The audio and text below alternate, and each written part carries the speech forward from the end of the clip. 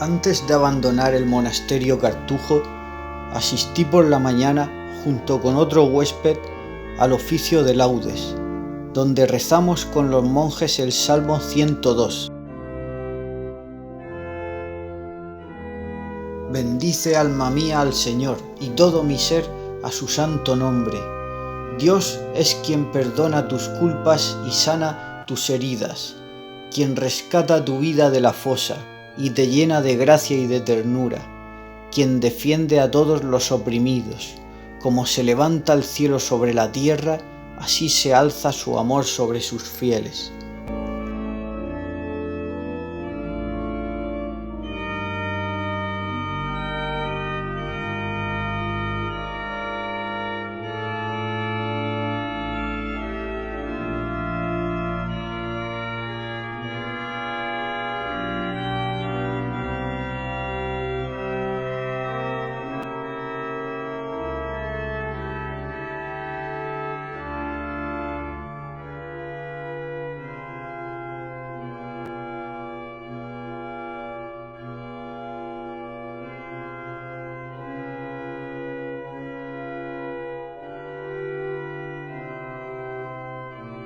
Dichosos los que habitan en tu casa, te alabarán por siempre. Dichoso el hombre que tiene su auxilio en ti y que en su corazón decide peregrinar. Ese camina con fuerzas renovadas. Más vale un día en tus atrios que 1000 fuera. Prefiero estar en el umbral de la casa de mi Dios que habitar en las tiendas de los impíos.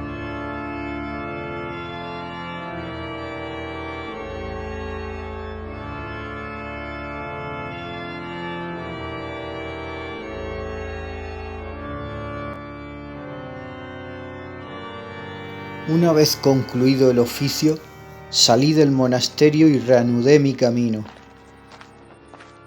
Al cabo de un rato, alcancé a otro peregrino, que iba en mi misma dirección.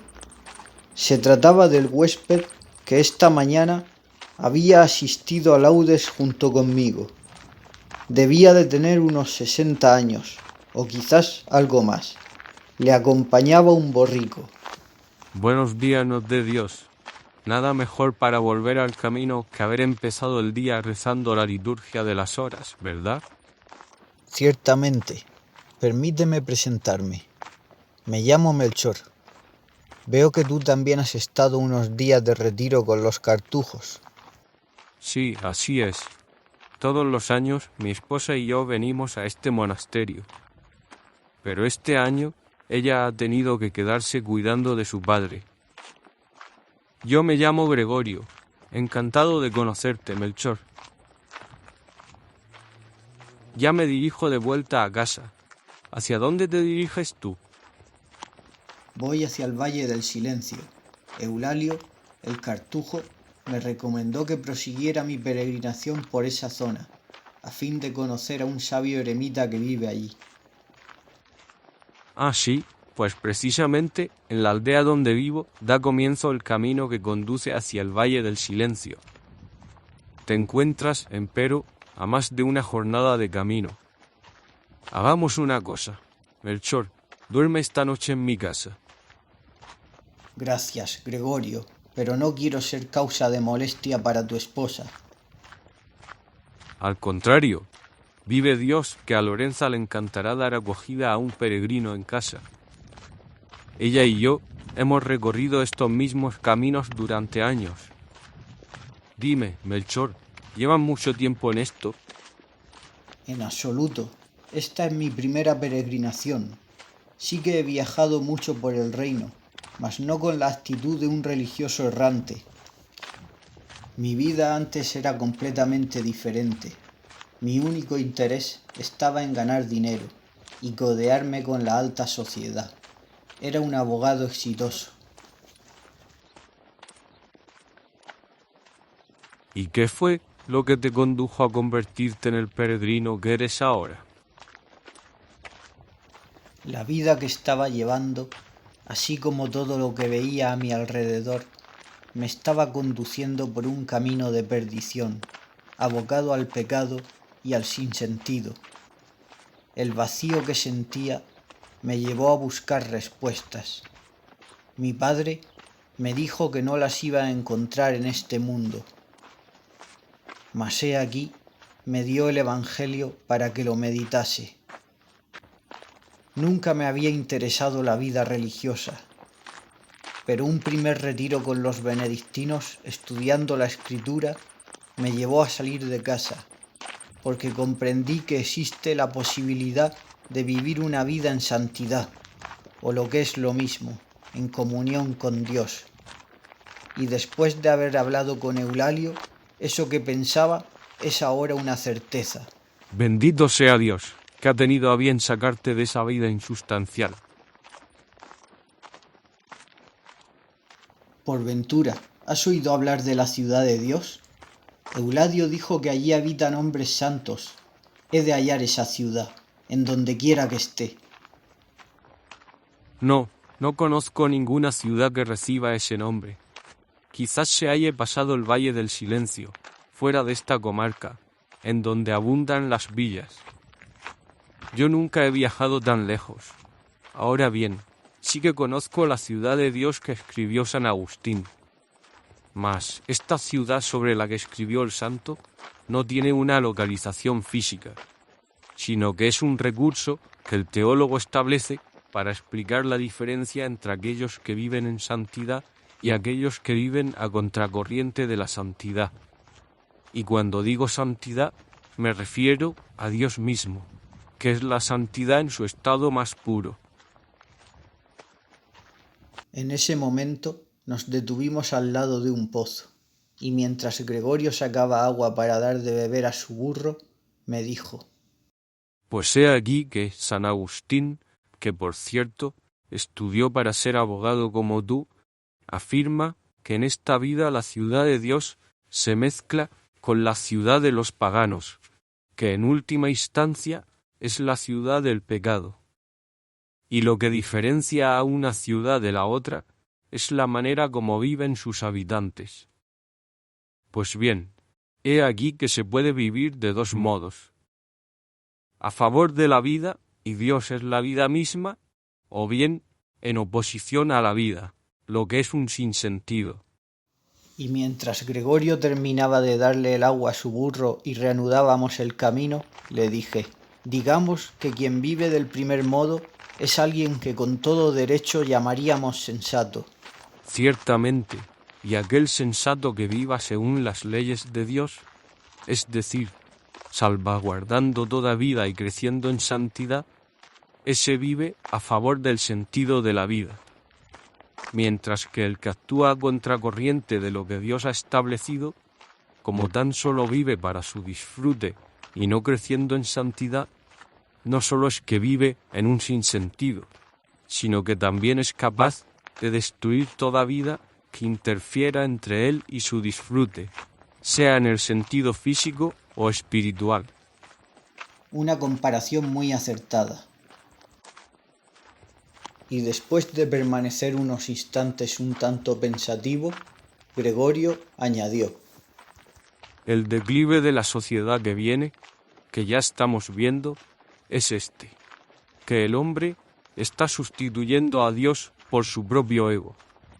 Una sociedad así está abocada a la destrucción de sí misma. ¿Y hay alguna manera de evitar ese declive? Es posible retrasarlo, mas no evitarlo. ¿Cómo? Creando comunidades sólidas, donde se viva con la pureza del cristianismo primitivo. Después de que el Imperio Romano aceptase el cristianismo, poco a poco las comunidades se fueron relajando, perdiendo así su esencia originaria. Entonces, San Benito, siguiendo el modelo de los padres del desierto, se alejó de las ciudades y concibió una regla de vida monástica, que no solo hizo al cristianismo recuperar su esencia, sino que impulsó la educación de la sociedad en todos los aspectos. Pero si ese pilar de la religión cede, el edificio se derrumba. Llegará el día en que habremos de elegir entre un cristianismo perseguido y otro aceptado. Mas este último al final será absorbido por el mundo y en definitiva corrompido. Y así fuimos tratando este y otros temas, mientras caminábamos hacia la casa de Gregorio, donde Lorenza, su esposa, aguardaba su llegada. Al final del día, cuando ya casi era de noche, llegamos a la casa de Gregorio. Nos recibió su señora, nada más entrar a la casa. Se trataba de una mujer encantadora. Lorenza se ofreció generosamente a lavarnos los pies. Al principio yo me resistí, pero ella insistió. Ya tenía la cena dispuesta, por lo que nos mandó sentarnos a la mesa.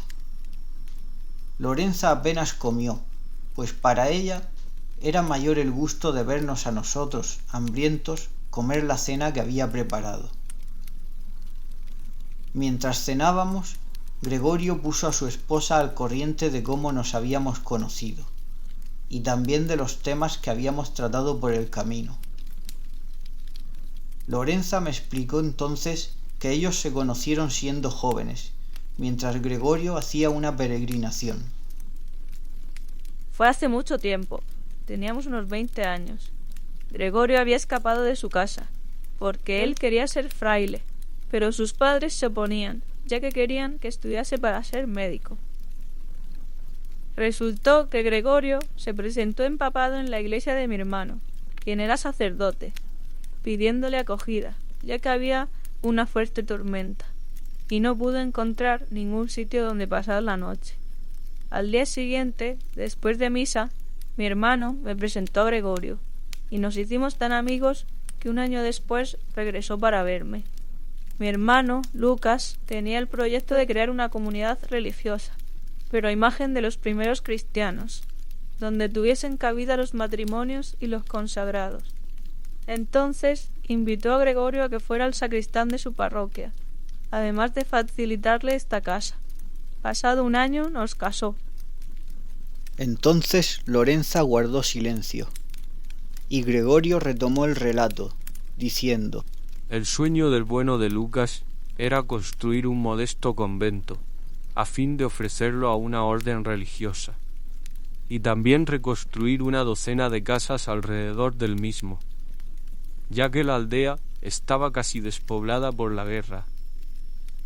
Lucas se había adelantado a la creciente apostasía con aquel proyecto, y consiguió reunir a un buen número de seglares, que nos ayudaron a reconstruir las casas, estando dispuestos también a formar parte de la comunidad de creyentes.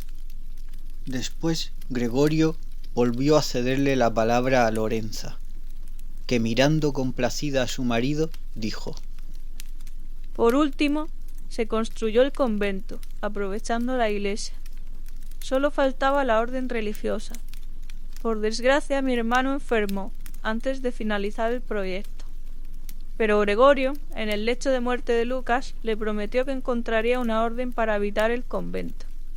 Así fue. A los pocos días de fallecer mi hermano, Gregorio regresó con un pequeño grupo de religiosos mendicantes, que se ofrecieron a hacerse cargo del convento, en diálogo y fraternidad con los seglares. Melchor, cuando te dije antes en el camino que había que construir comunidades sólidas donde retener el proceso de apostasía, a esto me refería. Lucas sabía que la clave estaba en crear un vínculo directo entre consagrados y seglares, donde estos últimos puedan sentirse realmente integrados en una comunidad religiosa. De no ser así, en una sociedad que ya empieza a rechazar la religión, el seglar se perderá fácilmente, y así decrecerán las vocaciones a la vida consagrada, afectando a todo el conjunto de cristianos. Un proceso que, si no se retiene, puede resultar terrible para el siglo XIX, que ya está a las puertas. Entiendo entonces que en vuestra comunidad los seglares no solamente comparten con los consagrados la vida de oración, sino también el trabajo y el apostolado. Sí, así es. Los seglares vivimos en las casas, a fin de criar a nuestros hijos en el hogar familiar, y los frailes en el convento, donde intensifican su vida ascética, la oración y el estudio. Mas todos formamos un mismo cuerpo y nos enriquecemos mutuamente. Nos reunimos con los frailes para la oración litúrgica todos los días, y una vez a la semana nos congregamos para estudiar la Biblia y compartir un tiempo de diálogo. Los niños van educándose así en un entorno en el que nos alimentamos de la palabra de Dios y al mismo tiempo procuramos llevarla a su pleno cumplimiento en la caridad.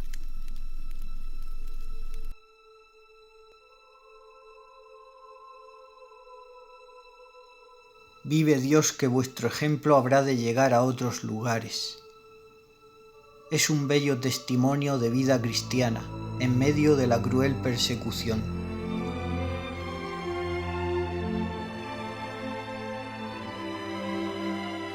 Y aquella noche me fui a dormir pensando en todo lo que me habían contado Lorenza y Gregorio.